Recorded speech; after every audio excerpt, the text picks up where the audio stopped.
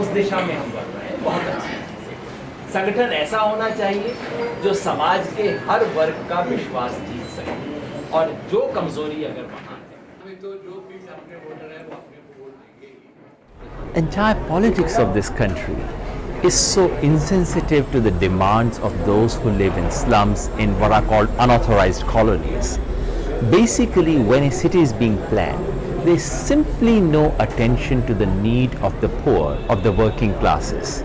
And when they come and acquire their houses wherever they can, the state steps in and says this is illegal, this is unauthorized.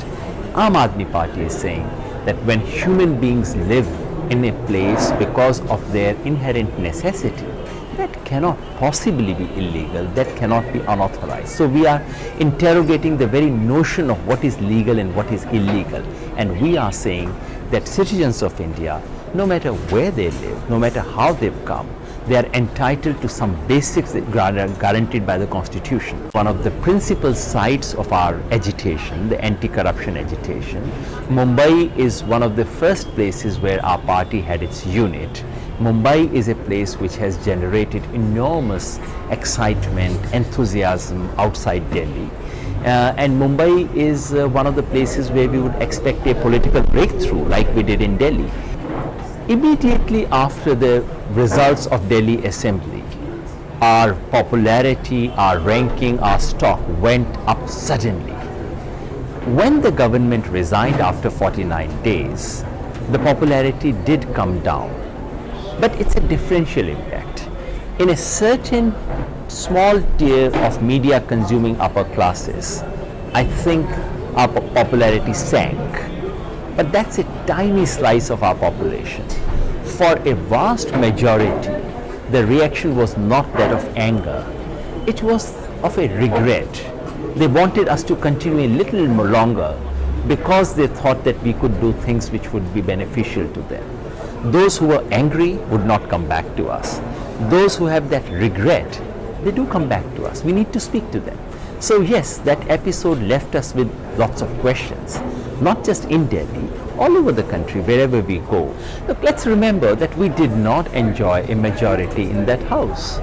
So there's no question of our tempering with the bill. There's no question of our diluting the bill. Do remember that this entire party came on the basis of anti-corruption movement. Almost the single point agenda of this party was a strong anti-corruption legislation. And what were we demanding? We were demanding a strong authority which would be independent and powerful. We stick to those demands. What we would play differently if we get another chance is to involve public a little more in decision making about it. I personally feel that when we announced resignation, it came as a shock. People learnt about the decision first, and the reason and the rationale came much later. That is where we may have made a tactical mistake. It's not the BJP that we were targeting in Delhi. In Delhi, we were targeting the Congress.